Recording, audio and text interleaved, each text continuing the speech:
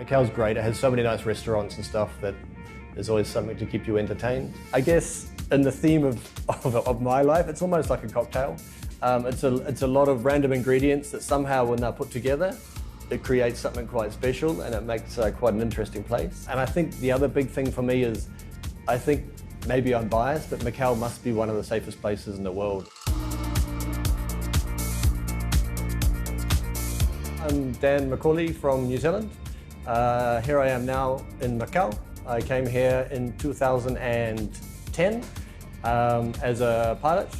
Came here for something different, a chance of a job. Then we set up this business here in 2020-ish, and now we have Macao's first gin distillery.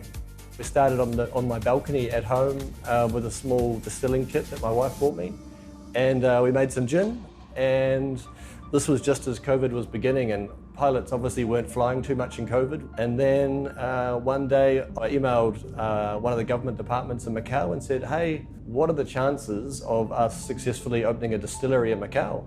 We were lucky that the government department that we approached at the start, they held our hand and guided us through the whole thing, which was incredible.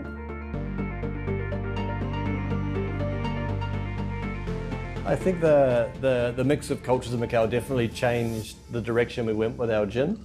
I think most Western countries sort of go down a more traditional citrusy kind of path, where we completely went down the herbal path, embracing some Chinese medicinal botanicals. And even now we're starting to explore more with some traditional Chinese teas and stuff, which has been a great learning curve for us, but it's also something unique as well to Macao and the region. I think Macao's a great place for a small business. If you can find a product that services Macao's unique niche market, like for us, it's the hotels and the casinos, their volume is huge. So for a small business like us, we can happily move 10,000 products a month, which in most cities would be a very hard feat to have.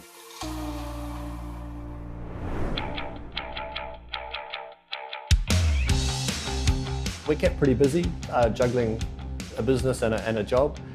But days off, again, Macao is small, but you can still do almost anything. So my days off, I love to drive my motorbike around the south of Macao. There's some nice roads there with greenery, the beach, it's quite peaceful. That's a great way to spend my mornings.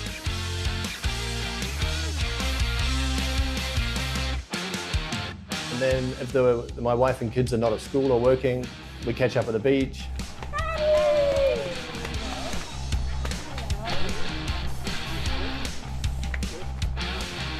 Have a nice lunch, the kids can play in the sand.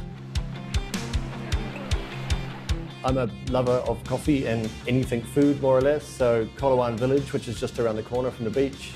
It's a great place to explore, a lot of old school history stuff there, so every time you go there, there's always something new that you haven't seen before.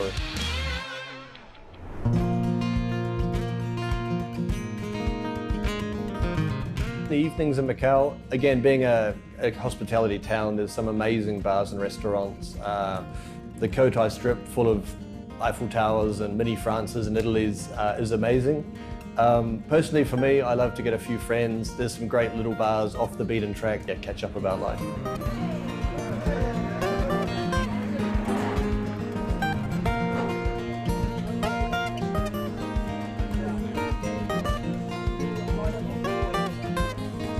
On the flip side, if we want to have a more quiet evening, quite often if I'm here in the evening, Macao being small, I can flick a message to a few friends and within a few minutes they can turn up, maybe play some guitar here and just relax and enjoy the evening.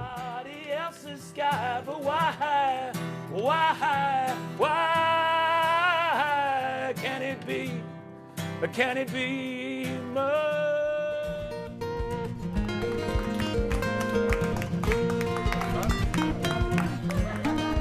Yeah, I think for us, we want to keep this factory operating. We like Macao, the kids are super happy here. I came here back in 2010 and the idea was to come for maybe 1 year just for some career experience and something different. And then Macao's one of these interesting places that the longer you stay here, the more enjoyable it gets and it becomes home quite quickly, I guess.